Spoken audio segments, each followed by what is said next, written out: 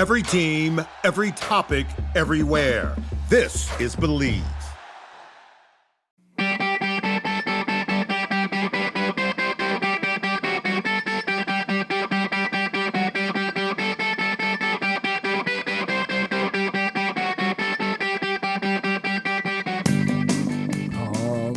They told me, pum. Merry Christmas, everybody. Hopefully you're driving. That's my favorite. That's my favorite Christmas song of all time, Toph. It also is the first thing that made Sophie laugh. So I'm not sure of other parents out there, but the first time that's not smiled, the first time that she laughed, my heart cried for like an hour, and it was because I was singing her my favorite Christmas song in the bath. That's and nice. That giggle, bro, I will never forget it for the rest of I'm almost like tearing up thinking about that first laugh right now. But anyways, Merry Christmas, guys. I'm sure you're listening to this on the way to family or away from family or to the rink for a little family skate or something like that. We're glad you're joining us on Wednesdays. We do our short shifts, which are sponsored by Skate Tech. Skate Tech Sharpening Equipment Repairs bring you NHL quality service at an affordable retail price with over 23 years of sharpening and equipment customizing experience. Skate Tech serves as your personal equipment manager, providing the highest quality skate sharpening, blade profiling, team unis, and equipment alterations available on the market today. Let us help you take your on-ice performance to the next level with the edge of pros trust. Check them out at skatetechsharpening.com. There we go. Okay. We have a listener question. And I believe this is from one of my former teammates at Cornell. Oh, okay. Oh, yeah. Shaner 5757. You know who you are. Awesome dude. I think I'm actually going to see him at Reunion in February. So he's got a young guy. He's got a young guy playing hockey. And his question, short shifts, how do you coach/train really young players? Really young players, like 5-year-olds, with the balance of making it fun but continuing to develop their skating and stick abilities? For me, we're talking learn to play. Let's go. Yeah. For me, simplest thing possible. I would start with picking out one skill that you want to work on in the drill, on the ice or off the ice. This works. And then I would find a way to make a game that specifically focuses on that skill. And I would do that for a whole bunch of different skills: skating, stopping, turning, stick handling, maybe. I don't know if you do that at 5, whatever. Passing, I guess, a little bit. Shooting. So think of a game to play where you're working on that specific skill is the main focus, but it's fun. They don't know they're practicing. They don't know they're working on it. And then you begin to layer after they start to get better at those things. And you have a couple of games for each skill. And now maybe it's you make a pass, you get the puck back, you're skating, and you stop. You pass, you get the puck back, you're skating, you stop, you move again, you shoot. You just start layering in within the confines of some kind of game. At that age, it's got to be fun. They've got to be learning some of the basics, but it's got to be fun. For me, it's pretty simple as far as that goes. Yeah, I think at that level, at that age, like the most important thing is they absolutely love their time on the ice. Love their time on the ice. So when you think about kind of like, balancing the fun with kind of like the actual development of skills and things like that. If you want to break it down from a skill standpoint, let's start with skating. Everything should be a race or a chase. A race or a chase. And again, going to what you were talking about, you can kind of progress into making it a little bit harder. So maybe, you have a little obstacle course that they got to skate through with some cones and nets, and they got to jump over sticks or whatever it may be, and then maybe you do that for 4 or 5 reps. And then you say, okay, now you're going to do that. First whistle, you're going to go. And then the second whistle, the person behind you is going to go, and they're going to chase you after a second or two. Right. Yeah. A lot of fun. But they're working on their skating, they're jumping, they're turning, they're whatever, however you do the obstacle course. And then you say, okay, after 4 or 5 reps, that was a lot of fun. Now you're going to race. So you have 2 of the same thing set up. You're on this side, you're on this side. You're going to do the exact same obstacle course, and you 2 got to race. And the loser's got to do, 5 push-ups or 5 sit-ups, whatever you want to do. So yeah, from like a skating perspective, and then from like a passing perspective, like how can we make this fun? Monkey in the middle. They love monkey in the middle. Okay, let's make this a competition. We're going to put everybody 5 or 6 feet apart, and we're going to do a rep of 15 seconds, and you have to count how many passes you do with your partner, and then the winner, gets whatever. something like that. Movement type stuff. You can do little obstacle courses with passing and things. You got to pass it through, through a stick or, around 2 different cones or whatever, so finding ways to take whatever it is that you want to work on. And if you can add some sort of a competition to it, or some sort of, I guess a race kind of like is a competition. But dude, that's everything. Everything. The tortoise and the hare, or whatever that drill is, where everybody's chasing one player. Just throw a.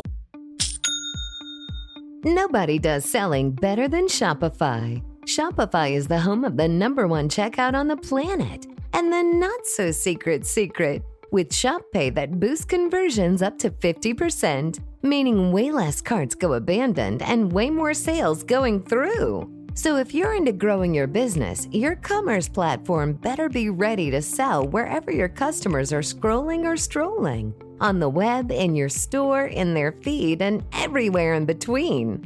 Businesses that sell more, sell on Shopify. Upgrade your business and get the same checkout that Skims uses. Sign up for your $1 per month trial period for 3 months at shopify.com/Westwood1, all lowercase. Go to shopify.com/Westwood1 to upgrade your selling today. Shopify.com/Westwood1.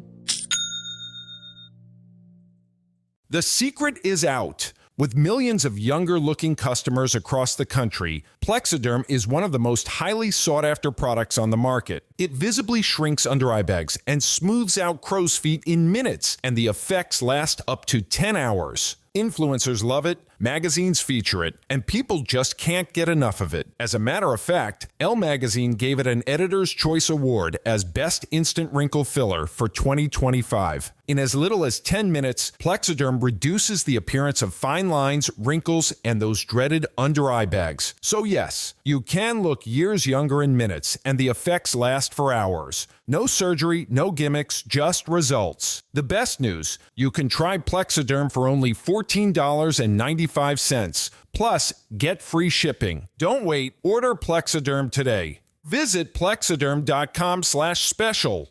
That's plexiderm.com/special. Paid for by Sheer Science. Whole bunch of crap on the ice. I call it chase the rabbit. Yeah, chase the rabbit. I did that with Uncle Tim at one of his practices when I would go when he was coaching a team in Wisconsin. I remember, and he put me ahead of everybody. And obviously, like, the only reason I was good at hockey is I was super fast. Also a male model. And, none of them could catch me. They were all older than me. And I was like, this is awesome. And it pushed me to skate faster. They're trying to not get beat by a little kid, which I did.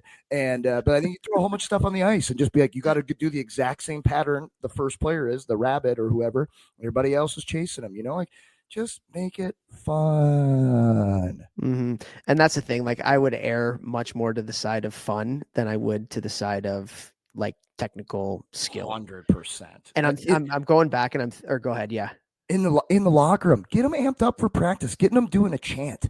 Like in the gym, when at the end of workouts, I always do wall sits with little kids, and it's for their brain so that they learn that they can go even though their legs are burning. They can go. It's really nothing to do physiologically. It's for their brain and mental toughness and kind of learning that. And one thing that I learned is if I start singing a song, they all start singing and clapping and laughing. And the next time they come in, guess what? Are we going to do wall sits and sing songs again? I'm like, this is hilarious. But they loved it, right? One thing I used to do, I used to always like guest coach for my friends who had kids while I was still playing. I'd go out there, be the pro hockey player, oh, yeah, cool, we got a pro guy out here. And I would finish every practice. I would lay a $20 bill on the face-off dot at the red line.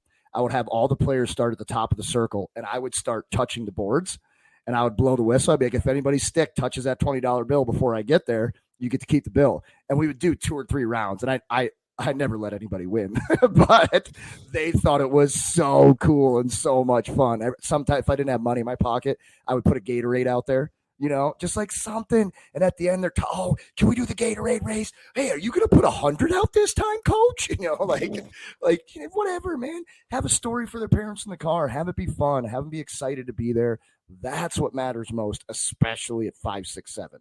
Mm-hmm. Mm-hmm. I would do a thing. So like, I want to say I did it for 2 years, maybe a couple years ago. I did this thing called the Love the Game Clinic. And so it was for mites through peewees. and it didn't matter what skill level you are, whatever, like it was open to everybody. And literally all we did was like fun stuff. I remember like watching absolutely those. fun stuff. And I have the video from Live Barn from some of the things that we did, Yeah. but like just crazy stuff. Like we would do net races where we'd put the net upside down, or you'd put like the post and the crossbar on the ground, and you'd have, 3 players or 4 players that were sitting on the net, and the other 3 or 4 players had to, push the net down and go around a cone and come back, doing little races like that. We did. I love bringing one of their favorite things was I'd bring a hula hoop out there. I would start with 2 hula hoops, and it would be a race, right? So I'd have one player to the right of me, one player to the left of me. I'd say go, and I'd throw the hula hoop so they would kind of like roll a little bit, Right. And they had to go and skate, get the hula hoop, and then they'd have to turn around and come back, and whoever gave me their hula hoop first would win. Love it. And then I would do a thing where I would actually stand like 20 feet ahead of them, but to the side, and I would throw the hula hoop so it would kind of like roll. And then their job, what they had to do is they were coming at it perpendicular, and they would come through and they'd have to dive through the moving hula hoop. Yeah. And then they would have to get up, and they would have to it's because, right, these small kids, like they'd have to get up really quick, and then they'd have to go get the hula hoop if they slid through it and before it fell, and then they would have to go and give it back to me. So just like, honestly, like get creative, use different things, like, and there's, and honestly, at the end of the day, I think one of the biggest things at that level is like, if you do a drill and it sucks, you've done it once and you never have to do it again. Right. It's okay. But you might do a drill and the kids might be like the wall sits, like, this is the greatest thing ever. Oh my gosh. And so get creative, and like, that's another thing, like have fun yourself as a coach. Like, in what other arena are you going to be able to try different things out where it doesn't really matter if it fails at all, because it's just one drill for 10 minutes. Right.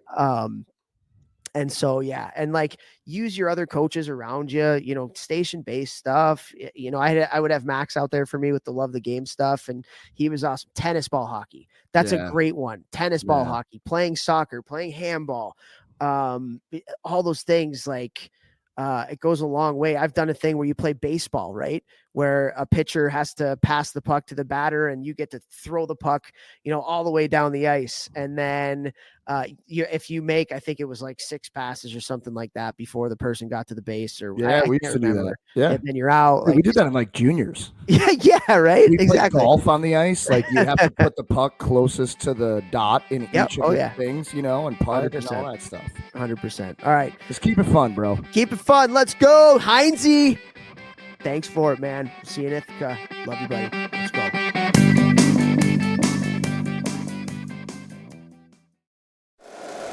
If you like the show, please take a moment to rate, review, and subscribe. It really does help the show to grow.